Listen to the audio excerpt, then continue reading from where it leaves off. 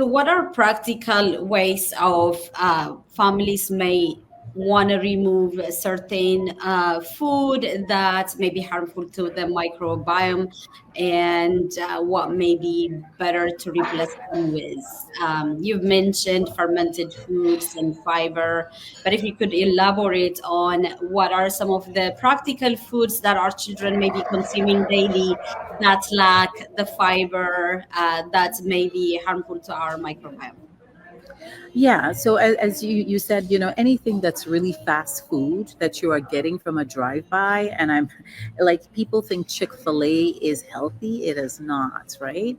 But there are potentially foods that you can get at Chick-fil-A that will be a little bit healthier for your gut, because sometimes you're on the run, you don't really have time to have a prepared cooked meal. So opting for a salad, opting for a wrap, right? A wrap that contains maybe avocados and lettuce and fresh tomatoes and things like that will be better. So actually making better selective choices if you do have to eat fast food.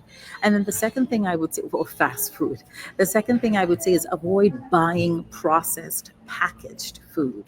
Food that can sit on the shelf for a long time. And I'm a really, really, really strong believer in the choice of cereal that you buy for your children. Cereal is one of the most processed foods. We give it to children all the time, but truly, there are very little benefits. It's completely processed from start to finish. Like, there's no little round grains that exist in nature covered with blue and pink and red that comes out naturally like that. And unlike many parts of the Europe, where they actually ban food coloring additives, over there they usually will use a fruit colorant substitute. So if it's red, it's from a raspberry extract. Whereas here we actually use chemically synthesized additives, right? And colorants, right? Yeah. And so I always think, try and start by replacing those staples that we assume are staples, to something more natural. Like, so for breakfast, instead of the quick cereal, a yogurt is fine, some fresh fruit is fine, a smoothie is fine, and making sure they're getting protein. So eggs, those are all pretty good alternatives, right? In your selection of processed meats, be very careful to avoid things that have nitrates and nitrites, which you'll very often find in bacon, even turkey bacon. So reading labels for your kid.